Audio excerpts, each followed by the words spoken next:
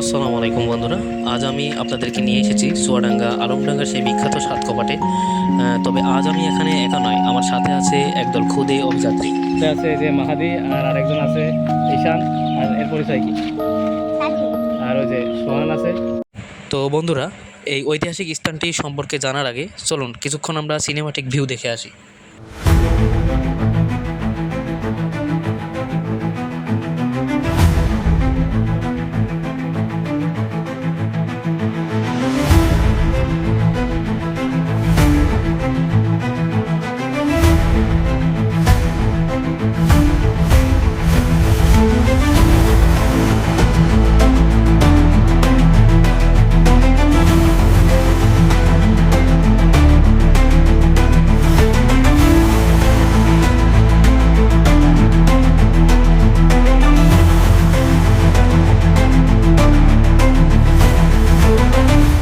বন্ধুরা, আমি এখন যেই জায়গাতে দাঁড়িয়ে আছি এটা হচ্ছে আলমডাঙ্গা উপজেলার খাসকরা ইউনিয়নের সেই বিখ্যাত সাত কপাটের ঠিক পাশেই।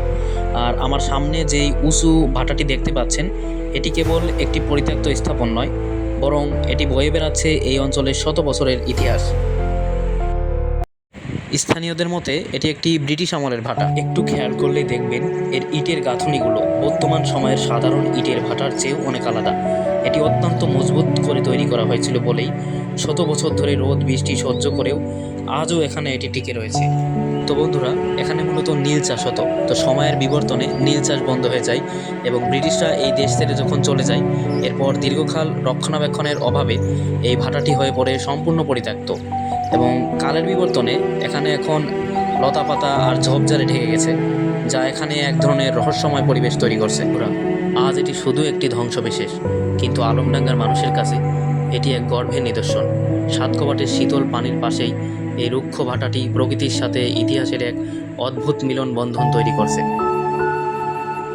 বন্ধুরা, আলমডাঙ্গার এই সাত কপাটের পাশেই এই পরিত্যক্ত ভাটাটি হয়তো শুধু এক টুকরো ধ্বংসবিশেষ আজকে, কিন্তু এর প্রতিটি ইটে মিশে আছে আমাদের পূর্বপুরুষদের ঘাম আর ব্রিটিশ আমলের সেই শাসনের ইতিহাস। সময় বদলেছে, নীল চাষও হারিয়ে গিয়েছে, কিন্তু এই ভাটা আজও কালের সাক্ষী হয়ে দাঁড়িয়ে আছে। আমাদের উচিত এই ঐতিহাসিক নির্দেশনগুলোকে সংরক্ষণ করা, যাতে আগামীর প্রজন্ম জানতে পারে তাদের শেকড়ের কথা। জানার স্বার্থে বলে রাখি যে এখানে আমরা ছাড়া এখন পর্যন্ত আলমডাঙ্গায় কোনো এরকম ব্লগার নেই যারা প্রবেশ করছে, আমরাই হয়তো প্রথম। হ্যাঁ, মানে অহংকার পতনের মূল। বন্ধুরা, ভিডিওটি শেষ করার আগে চলুন সিনেমার দৃশ্যগুলো আরও একবার দেখে নেওয়া যাক। গাইস, আমরা ঘুরতে ঘুরতে আমাদের অবস্থা খারাপ হয়ে গেছিল, তাই ইতিমধ্যে আমরা অনেক খোঁজার পরে এখানে একটা স্যালো মেশিন পাইছি। তো এই স্যালো মেশিনে এই যে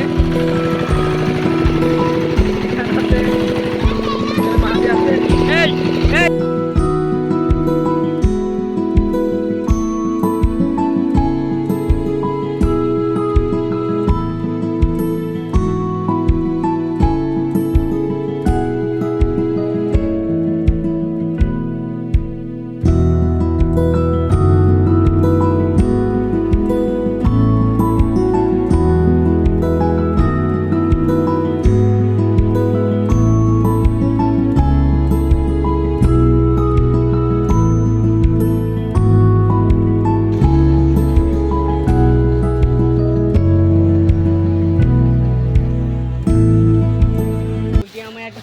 তো গাইস, আমরা আমাদের ভিডিও শেষ। এখন সবাই হাঁপাই গেছি অলরেডি। তো এখন কি বাসায় যাওয়া? বাসায় যাওয়া নাকি? Like subscribe please. মানে ওদের অবস্থা খারাপ। আমরা এই ব্লগ মানে ভিডিওটা বানাতে যে আমাদের হাউস ফুল টাইট হয়ে গেছে, তো আমাদের সবার জন্য একটা লাইক, একটা সাবস্ক্রাইব, বলো তুমি কিছু বলে দাও। আর একটা কমেন্ট, একটা লাইক, একটা সাবস্ক্রাইব আমাদের কষ্টের জন্য। হ্যাঁ, আর এই যে ঈশান তুমি কিছু বলো। কি করব, হ্যাপি গেছি। আর সাবস্ক্রাইব করে পাশে থাকা বেল আইকনটি বাজিয়ে দিন। ঠিক আছে, তাহলে গাইস ভালো থাকবেন, সুস্থ থাকবেন। আবারও দেখা হবে কোনো একটা নতুন ব্লগ নিয়ে।